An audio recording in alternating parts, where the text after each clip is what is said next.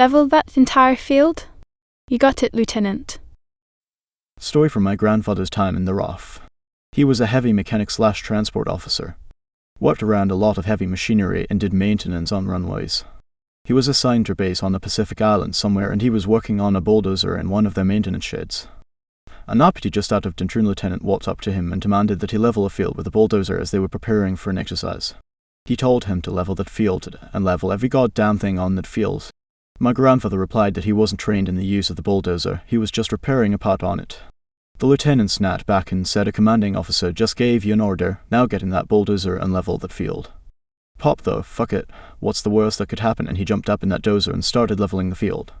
Here's where it got malicious. In the area of the field there was a brand new jail that had been constructed. It was a temporary wooden building for use while the Air Force waited for supplies to build a more sturdy concrete building.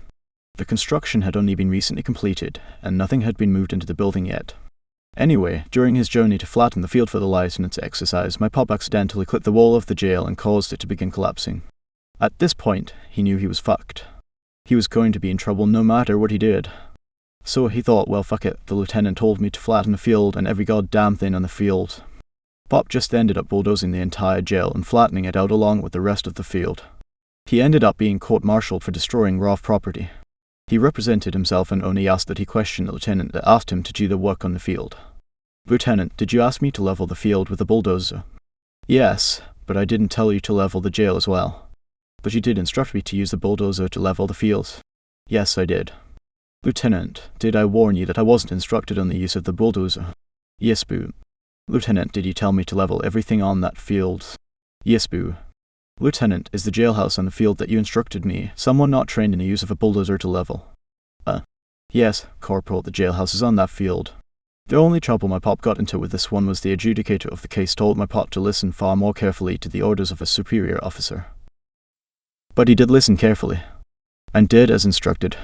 The only thing they could have told your grandfather was to run these instructions by the lieutenant's direct superior. I think the good folks over at r/military stores and r/malicious compliance would also enjoy this. All lieutenants. They never change. Some of my old man's stories from his time as an NCO and the arrogance of the lieutenants are wild. He was lucky that the lieutenant was that honest. The lieutenant could easily have said that he told him to be careful of the building. A lot of people would have. Damn lieutenants, lol. Superior officers seldom really are. I cut lettuce how they wanted. I work somewhere that sells pizza. At my store, we do not get the veggies pre-cut, we cut them by hand minus the mushrooms and black olives. This includes lettuce, tomato, green peppers, and onions. A customer ordered taco pizza, it is topped with cheese, lettuce, tomatoes, and chip crumbles. He called in after getting home to yell at an employee about the size of the cut lettuce. Then he came in and threw an absolute tantrum over the lettuce. Like full-on meltdown, cussing at the employees, yelling at other guests who were telling him to calm the EFF down. Well, last night he ordered again. In all caps and the notes he ordered online, he wrote "CUT the fucking lettuce smaller." 8-bit. Cue malicious compliance. I took the measured amount of lettuce out and minced the fuck out of it. It was basically lettuce confetti when I was done. Topped his pizza. He checked it before he left and said, "Are you fucking serious? This is ridiculous. I'm not paying for this and I'm never coming back again. You people are fucking stupid. I'm calling corporate." To begin with, it was like wank swine, so not even that big at all. Literally no one else has ever complained. And the order description says asterisk chopped asterisk lettuce, not asterisk shredded asterisk, so we're cutting it to spec anyway. One of our teenage employees quipped to me that if he thinks the lettuce is asterisk sue or asterisk big, they feel sorry for his wife. To shreds, you say? Lettuce seems weird on pizza. But yeah, fuck that guy. Okay, once lettuce chunks do seem a little weird on a taco pizza. I'd have expected a considerably finer chop, like the width of a pinky finger at most, but I think the right way to respond to that is something along the lines of saying, the lettuce is a little chunky, odd, before eating it in peace, assuming I even noticed. F that guy, but it probably should be shredded lettuce. I'm never coming back again. You promise? Seriously, just ban that guy from ordering. He's more trouble than he's worth. Alright H, I'm never coming back again. Me, don't threaten me with a good time, bye-bye. Crickets be terrifying. TLDR MC at the very end. A few years ago I got a new phone. I let the vendor set all of the notifications since I wasn't and still am not really into phone stalking or texting, and it seemed easier to let him do it. At the time I had a desk job and I would set my alarm to go off to remind me to do some walking during my breaks, otherwise I would sit all day and have noodle legs while trying to get home at the end of the day. So the day after I bought my phone I go to work. Morning break I remembered without needing the alarm, so I shut it down before it could sound off. Lunch comes and goes. So then it gets to be late afternoon. My office partner and I are an hour after lunch slowed down. Not quite sleepy, but less than alert. Then my phone alarm goes off. After office partner and I peeled ourselves off the ceiling, I frantically pawed at the phone for a while before finding the shut off for the alarm. The vendor had set all the notifications to asterisk reveal. Asterisk, you know, the army wake-up trumpet song. I apologized to my office partner over and over again, WTF Condessa, TF, and let him watch while I figured out how to change all of the notification settings to something less, asterisk alarmy asterisk. I set it to crickets. I thought the sound was annoying enough to get me up and walking, and nobody is afraid of crickets, so I was safe there. Or so I thought. Office partner and I got a kick out of telling this story every chance we got, and it always got a laugh. Until one Friday evening I was leaving late in the elevator with some other stragglers, and I get one of my rare texts. Granted, it sounded really loud in the tiny elevator, but I was shocked to see Mean Girl sneers on everyone's faces.